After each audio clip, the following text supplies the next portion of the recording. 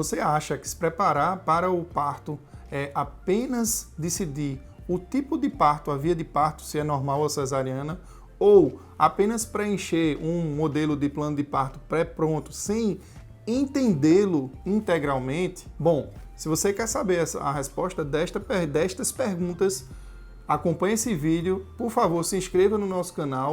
Se você não me conhece, eu sou Glaucio Nascimento, ginecologista obstetra e especialista em medicina fetal. E neste vídeo eu vou falar um pouco da importância desse planejamento.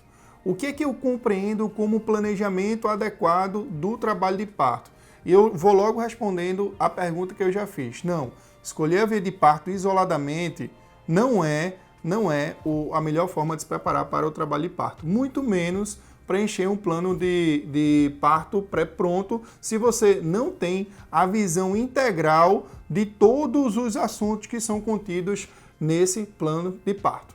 Então, por que a gente tem que se preparar de uma maneira diferenciada? Quando a gente trata de processos administrativos, um trabalho de parto vai envolver diversos profissionais. Muitas vezes a gente tem a expectativa bastante positiva, que é o que a gente espera, que é o que eu desejo, mas nem sempre esse planejamento está nas mãos da paciente e muitas vezes também não está nas mãos do profissional.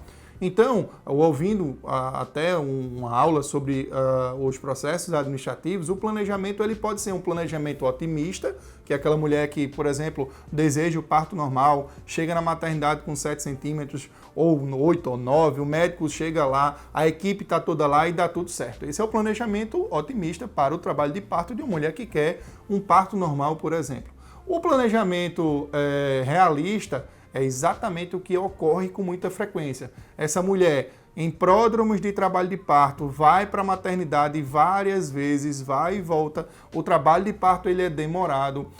Muitas vezes a equipe pode sofrer algumas alternâncias em relação ao obstetra, que muitas vezes não está full time, né? Não está em todo o tempo, toda hora, todos os dias. Então, ele pode ter outros colegas. E o planejamento até pessimista, de inclusive você não ter o atendimento adequado que você espera, de você não contar com sua equipe. E no final das contas, é importante você se preparar para os 3 níveis de planejamento, pessimista, realista e otimista, porque na hora que você se prepara para os 3, se por acaso você sofrer alguma dessas expectativas inferiores, ou seja, o realista e o pessimista, você já vai estar completamente preparada para isso. Da mesma forma, a cesariana. Grande parte das mulheres, elas preferem a cesariana eletiva, né? Com toda a equipe, sem nenhum problema, preferencialmente sem nenhum atraso, com tudo certinho do jeito que ela planejou. Isso é um planejamento otimista de muitas mulheres que desejam o parto cesariano desse jeito. O planejamento realista, atraso da equipe, atraso do internamento, às vezes você não está tão satisfeita como você queria, principalmente nesse período de pandemia, e um pensamento também, um planejamento, na verdade, um planejamento pessimista é justamente atrasar muito, não ter equipe, a equipe não ser tão adequada do jeito que você desejava. Então você pode ter todos esses impactos, tanto para o parto normal como para o parto cesariano. E aí, o que é que você precisa fazer? O que é que você precisa entender? Você precisa entender que você não tem o controle de tudo. Agora, lógico, buscar o conhecimento da equipe profissional, como você pode minimizar essas suas expectativas ruins, ou até se preparar diante de tal dificuldade, aí isso sim é bem relevante. Então, você precisa entender que nesse planejamento você vai ter o cenário, né? O hospital, obviamente estou falando dos partos hospitalares, a equipe médica e de enfermagem envolvidas e toda a burocracia que envolve um internamento, né, nos hospitais particulares, né? Então, é preciso compreender tudo isso. E principalmente, quando a gente diz que a mulher é protagonista, ela é protagonista tanto no planejamento otimista, como no planejamento realista e muito mais no planejamento pessimista, porque imagine 2 situações. A mulher no cenário, né, que está com toda essa dificuldade no planejamento pessimista, né, e aí essa mulher ainda assim compreende que, peraí, chegou minha hora, é o momento mais importante, é o jogo da minha vida. é o momento mais importante da minha vida. Eu não vou abrir mão dessa minha mentalidade positiva e vou fazer o meu máximo. Mesmo assim, com tanta dificuldade encontrada, a maior probabilidade é que dê tudo certo. Agora imagine o contrário. Imagine que a mulher se descompensou, ficou nervosa, não tem mais confiança na equipe e é essa mulher que vai parir. Ela esqueceu dessa importância desse momento, ela se deixou abalar por essas dificuldades. Mas a vida é assim, a vida é cheia de dificuldades. E se nós realmente não encararmos a maternidade, o planejamento para o parto, a gravidez de uma maneira diferenciada, querendo realmente ultrapassar esses obstáculos, realmente a gente não vai conseguir mudar a forma de nascer, nem mudar a forma de gestar e nem mudar o mundo. Porque realmente, eu já falo isso várias vezes, eu acredito que se você quer mudar o mundo, você precisa mudar a forma de gestar, de nascer e de cuidar. Eu vou dar um exemplo que aconteceu ontem, né? Eu tive um parto de urgência e aí eu estou gravando esse vídeo em setembro, dia 3 de setembro de 2021. E ontem, dia 2 de setembro, eu tive um parto de urgência. Só que o que é que aconteceu? A maternidade estava super lotada, não tinha vaga e eu precisava fazer esse parto de urgência. Vocês não imaginam o extracampo que o obstetra ele precisa fazer para conseguir toda a equipe, para reunir os profissionais e de repente ter o parto. E também a própria paciente também precisa compreender.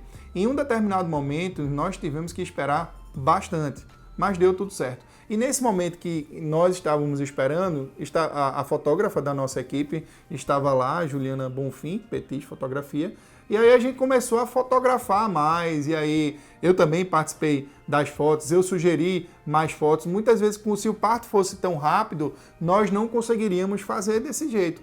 E aí, o que era interferência, ou seja, o atraso que estava acontecendo, porque nós estávamos esperando uma pediatra, a gente acabou transformando em recurso. Poxa, tivemos mais fotos, tivemos uma interação maior e no final todo mundo esperou, todo mundo foi para esse parto tranquilo e deu tudo certo. E a paciente, até hoje, ficou feliz e mal, talvez vai passar o tempo, talvez ela nem se lembre que teve que esperar tanto, que teve a maternidade estava lotada. Talvez a imagem que fique principal poxa, a gente tirou fotos, nem esperava que tivesse essas fotos, eu tive mais fotos, eu tenho as fotos de lembrança, o parto foi tranquilo, a equipe não se estressou, eu tive o meu bebê, logo tirei mais fotos, tive o contato pele a pele com o meu bebê, tive a hora de ouro, meu marido cortou o cordão umbilical. Poxa, tanta coisa boa que acontece no parto que não vale a pena você prestar atenção, não é nem prestar atenção, é você deixar se levar do ponto de vista negativo por algumas interferências que vão acontecer ao longo desse trabalho de parto ou mesmo até de uma cesariana de urgência. Então, entender com detalhes, com presteza, todos os profissionais envolvidos, vale muito a pena. Não adianta você assinar um papel querendo um tipo de anestesia se você nem tem conhecimento de causa sobre isso. Isso é algo para você conversar numa consulta pré-anestésica. Ou, se for o caso, nossa equipe, inclusive, nós temos um vídeo em que o nosso anestesista ele explica detalhadamente a nossa rotina sobre a anestesia. Então, é uma forma também de educar as pacientes que me procuram e que, principalmente agora na pandemia, não têm tanto acesso à consulta pré-anestésica. Se você quer que o pediatra haja de uma maneira, quer combinar como é que vai ser esse acompanhamento neonatal, conheça o pediatra frente a frente, marque uma consulta antenatal com esse pediatra para ver até se você gostou desse pediatra e se esse pediatra também, primeiro ele mostra o trabalho dele para depois você questionar se precisa alguma coisa ou outra. Da mesma forma que o outro profissional que você pode escolher, né, a doula, por exemplo, que você pode escolher, tenha uma boa relação com a sua doula ou com sua fisioterapeuta. Qualquer profissional que você escolher, é importante que esteja alinhado com o que você deseja para o parto. E mais importante do que tudo isso, que todos esses personagens estejam alinhados. Porque muitas vezes é como um time de futebol. Se um jogador tem uma função e ele desempenha outra, o rendimento dessa equipe não é adequado.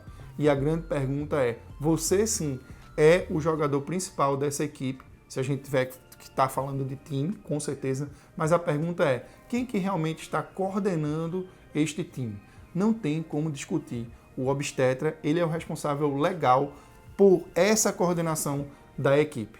Então, os obstetras em geral, eles ficam muito mais tranquilos quando toda a equipe está trabalhando em harmonia. E esse ambiente de harmonia, esse ambiente de união, eu costumo até dizer, para minha equipe, é como se fosse minha segunda família.